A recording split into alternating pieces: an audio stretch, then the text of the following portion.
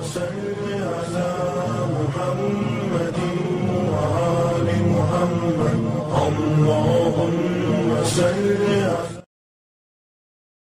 اللہ الرحمن الرحیم۔ آج کی تراویح میں آپ نے 26واں پارہ مکمل اور 27ویں پارے بھی کی اس کی 2 صورتیں آپ نے سنی ہیں۔ ٹوٹل صورتیں آپ نے سورہ احقاف، سورہ محمد، سورہ فتح، سورہ حجرات، سورہ ذاریات اور سورہ طور، یہ صورتیں آج آپ نے تراویح میں سنی ہیں۔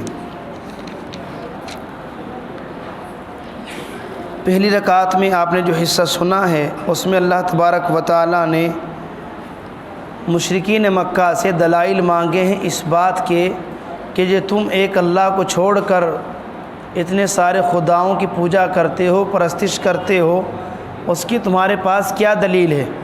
ایک دلیل عقلی ہوتی ہے، ایک دلیل نقلی ہوتی ہے، اور پھر دلیل نقلی بھی 2 طرح کی۔ ایک دلیل نقلی وہ ہے جو قرآن مجید سے ثابت ہو، ایک دلیل نقلی وہ ہے جو حدیث سے ثابت ہو۔ چنانچہ اللہ تعالیٰ نے فرمایا ایتونی بکتاب من قبل ھذا وثارۃ من علم ان کنتم صادقین، کہ تم کسی نبی کا کوئی اثر پیش کر دو جس سے پتہ چلے کہ ہاں اللہ کے علاوہ اور بھی کوئی معبود ہے اور اللہ کے ساتھ کسی کو شرک کرنا ہے۔ ظاہر سی بات ہے، نہ کسی کتاب میں تعلیم ہے، نہ کسی نبی نے تعلیم دی ہے، نہ عقل اس کو گوارا کرتی ہے کہ اللہ کے علاوہ کسی اور کی عبادت کی جائے اور اللہ کے علاوہ کسی اور کی پرستش کی جائے۔ قل ارأیتم ان کان من عند اللہ وکفرتم بہ وشہد شاہد من بنی اسرائیل علی مثلی۔ اس آیت کے بارے میں مفسرین نے لکھا ہے کہ گواہی دینے والا جو یہاں پر آیا ہے وشہد شاہد من بنی اسرائیل، اور بنی اسرائیل میں سے ایک گواہی دینے والے نے گواہی دی۔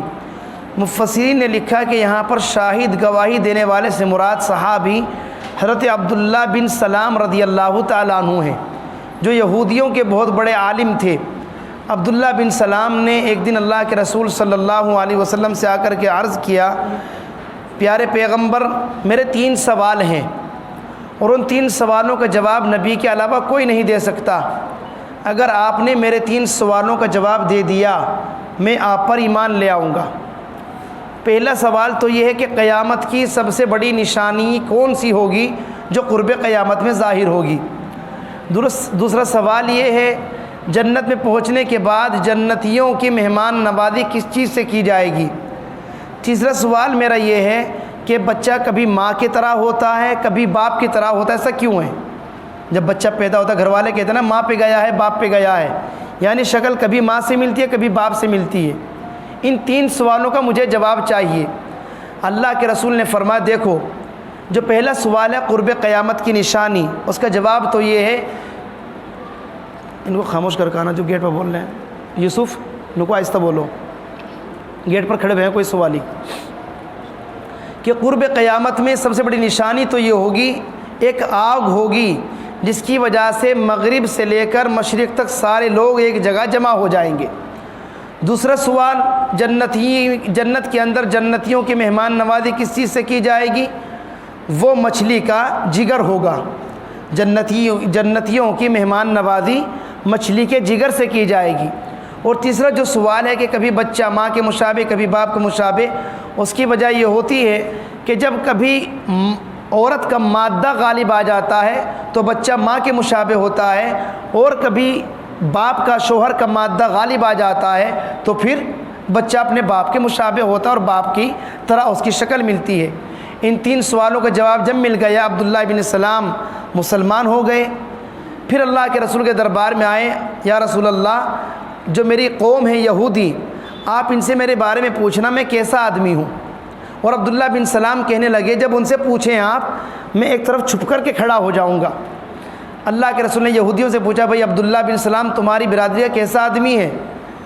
یا رسول اللہ محمد بہترین آدمی ہے، بہترین باپ کا بیٹا ہے، بہت سچا انسان ہے، ہماری برادری میں اس سے اچھا انسان کوئی ہے ہی نہیں۔ اللہ کے رسول نے فرمایا اگر عبداللہ بن سلام مسلمان ہو جائے تو یہ ہو ہی نہیں سکتا کہ عبداللہ مسلمان لے آئے گا۔ عبداللہ بن سلام پردے سے نکل کر باہر آئے اور آ کر کے کلمہ پڑھا سب کے سامنے، لا الہ الا اللہ محمد رسول اللہ۔ فوراً یہودی، ارے اس سے بڑا بدتمیز تو کوئی ہے نہیں پوری برادری میں، بدتمیز باپ کا بیٹا ہے، خود بھی بدتمیز ہے، اس کے کرتوت سب سے برے ہیں۔ تو اب تک ایمان نہیں لائے تھے تو سب سے اچھے باپ کے بیٹے، اور جب پتہ چلا کہ عبداللہ مسلمان ہو گیا اب سب سے برے انسان بن گئے۔ اللہ کے رسول نے فرمایا اسی کا نام ضدی ہونا ہے کہ ایمان لے آئے تو سب سے برے بن گئے۔ ان کے بارے میں قرآن مجید نے فرمایا وَشَهِدَ شَاهِدٌ مِّن بَنِي إِسْرَائِيلَ عَلَىٰ مِثْلِهِ فَآمَنَ وَاسْتَكْبَرْتُمْ۔ اس کے بعد ماں باپ کے تعلق سے حکم دیا گیا وَوَصَّيْنَا الْإِنسَانَ بِوَالِدَيْهِ إِحْسَانًا، ہم نے انسان کو تاکید کی اپنے ماں باپ کے ساتھ حسن سلوک کرے۔ حَمَلَتْهُ أُمُّهُ كُرْهًا وَوَضَعَتْهُ كُرْهًا وَحَمْلُهُ وَفِصَالُهُ 30 شهرًا۔ 3 حالات ایسے ہیں ان سے صرف ایک عورت، ایک ماں گزرتی ہے، باپ کو اس کی خبر تک نہیں ہوتی، اور اسی لیے ماں کا حق باپ کے مقابلے میں 3 گنا زیادہ ہے۔ وہ 3 حالات کیا ہیں؟ نمبر 1، حملتہ امہ کرہا، 9 مہینے تک ماں نے بچے کو پیٹ میں اٹھائے رکھا، کیسی کیسی مشقتیں دشواریاں اس پر گزری ہیں یہ ایک ماں ہی جانتی ہے۔ وہ وضعتہ کرہا، اس سے بھی خطرناک مرحلہ اس وقت آیا جب پیدائش کا، ڈیلیوری کا وقت آیا، اس وقت ماں کو دوبارہ زندگی ملتی ہے، اور ایک عورت کو یہ کہہ لیجئے دوبارہ زندگی نصیب ہوتی ہے۔ اس نے کتنے دکھ سہے ایک ماں ہی بتلا سکتی ہے کہ پیدائش کے وقت اس کو کیا تکلیف ہوتی ہے، چاہے نارمل ڈیلیوری ہو چاہے آپریشن سے ہو، لیکن بہرحال ایک عورت کو دوبارہ زندگی نصیب ہوتی ہے۔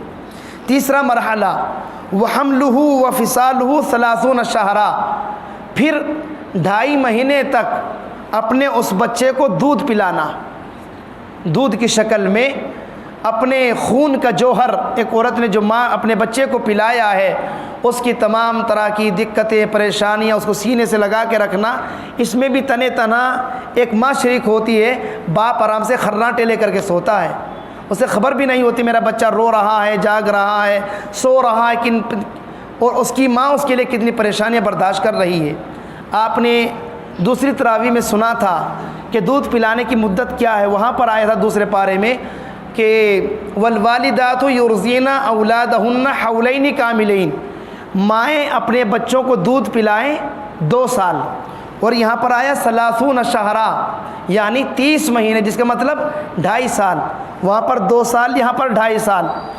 فقہائے کرام کا متفقہ فیصلہ تو یہ ہے کہ دودھ پلانے کی مدت 2 سال ہے، لیکن اگر بچہ نہایت کمزور ہو اور اسے ماں کے دودھ کی سخت ضرورت ہو تو زیادہ سے زیادہ 2.5 سال تک کی گنجائش ہے۔ 2.5 سال کے بعد بچے کو دودھ پلانا ناجائز ہے، پھر ماں اپنے بچے کو دودھ نہ پلائے۔ اولاً تو 2 سال پر ہی دودھ پلانا بند کر دیا جائے، بچے کو ماں کے دودھ کی سخت ضرورت ہو تو زیادہ سے زیادہ 2.5 سال، اس کے بعد دودھ پلانے کی اجازت نہیں ہے۔ وَيَوْمَ يُعْرَضُ الَّذِينَ كَفَرُوا عَلَى النَّارِ، پھر ایک دن وہ آئے گا کہ کافروں کو جہنم کے سامنے پیش کیا جائے گا اور ان کو جہنم کے عذاب میں ڈال دیا جائے گا۔ اس کے بعد سورہ محمد کا آغاز ہوا، جس کا دوسرا نام سورہ قتال بھی ہے۔ سورہ محمد بھی اس کو کہا جاتا ہے اور سورہ قتال، کیونکہ اللہ تعالیٰ نے اس صورت میں جہاد کے اور قتال کے بہت سارے احکام اور مسائل کو بیان فرمایا ہے۔ پھر اس کے بعد آغاز ہوتا ہے سورہ فتح کا۔ آپ صلی اللہ علیہ وسلم نے سن 6 ہجری میں خواب دیکھا کہ میں اپنے صحابہ کرام کے ساتھ مدینہ المنورہ سے مکے کے لیے نکلا ہوں عمرہ کرنے کے لیے، اور آپ کو معلوم ہوگا نبی کا جو خواب ہوتا ہے وحی کے درجے میں ہوتا ہے، یعنی نبی پر وحی آ جائے جیسا حکم اس کا ہے ایسا ہی حکم نبی کے خواب کا بھی ہوتا ہے۔ نبی نے اگر خواب میں دیکھ لیا کہ میں عمرہ کر رہا ہوں، اب نبی پر عمرہ کرنا واجب ہو گیا، کیونکہ یہ خواب وحی کے درجے میں ہے۔ اللہ کے رسول اپنے صحابہ کو لے کر کے نکلے ہیں، ایک مقام آتا ہے مقام حدیبیہ، وہاں پہنچے، اور وہاں پہنچنے کے بعد کفار مکہ نے آپ کو عمرہ کرنے سے روک دیا، آپ کو عمرہ کرنے سے روک دیا گیا۔ پھر بہت سارے معاملات سامنے آئے، وہاں پر صلح حدیبیہ کا واقعہ پیش آیا، عثمان غنی رضی اللہ تعالیٰ عنہ کو مکے کے احوال دیکھنے کے لیے بھیجا گیا، صلح صفائی ہونے لگی، خط لکھا جانے لگا من محمد الرسول اللہ۔ سب سے پہلے لکھنا تھا بھئی یہ جو صلح نامہ ہو رہا ہے کس کی طرف سے ہے؟ محمد الرسول اللہ کی طرف سے۔ جیسے ہی حضرت عمر نے لکھا من محمد الرسول اللہ، تو کفار مکہ نے کہا لڑائی تو اسی بات کی ہے، یہ رسول اللہ ہے ہی کہاں، ہم ان کو اللہ کا رسول مانتے ہی کہاں، یہاں پر لکھو من محمد ابن عبد اللہ، محمد عبداللہ کے بیٹے کی جانب سے۔ عمر فاروق ابن خطاب، یہ کیسے ممکن ہے، میں اس کو مٹا کر اپنے ہاتھ سے رسول اللہ کو مٹاؤں اور یہاں پر من محمد ابن عبداللہ لکھوں، یہ ناممکن ہے۔ اللہ کے رسول نے فرمایا عمر کوئی بات نہیں، لکھ دو۔ اللہ کے رسول نے صلح کرنے کے لیے جذبات پر قابو کیا اور وہاں سے من محمد رسول اللہ کٹوایا، پھر وہاں پر لکھا گیا من محمد ابن عبداللہ۔ لیکن آپ نے سنا تھا تراویح میں آیت آئی تھی محمد الرسول اللہ صلی اللہ علیہ وسلم، ایک جگہ سے رسول اللہ کٹا ہے تو اللہ تعالیٰ نے قرآن مجید میں رسول اللہ ہمیشہ ہمیشہ کے لیے اس طرح لکھ دیا کہ دنیا کا ہر مسلمان جب تک دنیا آباد ہے محمد الرسول اللہ پڑھے گا، محمد ابن عبداللہ نہیں پڑھے گا۔ تو جذبات پر قابو کر لینا، صبر کر لینا، جس کو کہتے ہیں ہماری زبان میں صبر کا پھل میٹھا ہوتا ہے۔ وقتی طور پر رسول اللہ کٹوایا گیا، لیکن اللہ نے اس صبر کا پھل ایسا دیا کہ قیامت تک ہمیشہ ہمیشہ کے لیے قرآن میں اللہ نے محمد الرسول اللہ لکھ دیا، محمد ابن عبداللہ نہیں لکھا۔ تو اس صورت میں اللہ نے آپ علیہ الصلاۃ والسلام کو خوشخبری سنائی فتح مبین کی۔ فتح مبین سے مراد صلح حدیبیہ ہے کہ صلح حدیبیہ کا واقعہ پیش آیا۔ پھر اگلے سال سن 7 ہجری میں، ایک سال کے بعد اللہ کے رسول نے اس عمرے کی قضا فرمائی جس عمرے کو کرنے سے صحابہ کرام کو اور آپ صلی اللہ علیہ وسلم کو روک دیا گیا تھا۔ اس کے بعد سورہ حجرات کا آغاز ہوتا ہے۔ سورہ حجرات میں اللہ نے آداب معاشرت کے بہت سارے مسائل بیان فرمایا کوئی مرد کسی مرد کا مذاق نہ اڑائے، کوئی عورت کسی عورت کا مذاق نہ اڑائے، تم میں سے کوئی کسی کو برے نام سے نہ پکارے، کسی کو برے لقب سے نہ پکارے، اور اسی طرح کسی سے بدگمانی مت رکھو، کسی کی ٹوہ میں نہ رہو، کسی کی غیبت نہ کرو، کیونکہ تم میں سے کیا کوئی اس بات کو پسند کرتا ہے ان یأکل لحم اخیہ میتا فکرہتموہ، کہ اپنے مردار بھائی کے گوشت کو کھائے، فکرہتموہ یقیناً تم میں سے کوئی اس کو پسند نہیں کرتا۔ تو گویا اپنے بھائی کی پیٹھ پیچھے برائی کرنا، غیبت کرنا، کسی بھی مسلمان شخص کی پیٹھ پیچھے برائی کرنا ایسا ہے جیسے اپنے کسی مردار بھائی کا گوشت کھا لینا، اس لیے غیبت سے بچنا چاہیے۔ اس کے بعد سورہ قاف کا آغاز ہوتا ہے۔ اللہ کے رسول صلی اللہ علیہ وسلم جمعے کے خطبے میں، عیدین کے خطبے میں کثرت کے ساتھ سورہ قاف کی تلاوت فرمایا کرتے تھے۔ کبھی کبھی فجر کی نماز میں بھی اللہ کے رسول نے سورہ قاف کی تلاوت فرمائی ہے، جس میں اللہ تعالیٰ نے جنت کی ان نعمتوں کا تذکرہ کیا ہے جو اللہ تعالیٰ نے اپنے ایمان والے بندوں کے لیے تیار فرما رکھی ہیں۔ پھر ایک دن وہ بھی آئے گا، اللہ نے فرمایا یوم نقول لجہنم، جس دن ہم جہنم سے کہیں گے حل امتلاتی، کیا تو بھر گئی ہے؟ کیا جہنم سے پوچھا جائے گا سارے مجرم تیرے اندر آ گئے یا ابھی جگہ خالی ہے؟ جہنم کہے گی حل من مزید، ابھی تو پیٹ خالی پڑا ہے، کیا اور بھی قیدی اور بھی مجرم اور بھی گناہ کبیرہ کے مرتکب ہیں؟ لاؤ ابھی میرا پیٹ خالی پڑا ہوا ہے۔ چنانچہ جہنم کو جہنمیوں سے بھرا جائے گا۔ وَأُزْلِفَتِ الْجَنَّةُ لِلْمُتَّقِينَ غَيْرَ بَعِيدٍ، اور جنت کو متقیوں کے لیے ہمیشہ ہمیشہ کے لیے قریب کر دیا جائے گا اور متقی لوگ جنت میں پہنچ جائیں گے۔ پھر اس کے بعد جنت میں جو نعمتیں ملیں گی ان کا تذکرہ۔ اس کے بعد سورہ زاریات کا آغاز ہوتا ہے جس میں اللہ تعالیٰ نے قوم لوط پر عذاب بھیجنے کا تذکرہ کیا۔ اسی کے ساتھ ساتھ ابراہیم علیہ السلام کا تذکرہ کہ جب یہ فرشتے انسانی شکل میں ابراہیم علیہ السلام کے مہمان بن کر کے آئے، ابراہیم علیہ السلام گھر میں گئے اور لے جا کر کے بچھڑا کا گوشت بھنوایا اور فرشتوں کے قریب کیا کہ اس کو کھائیے۔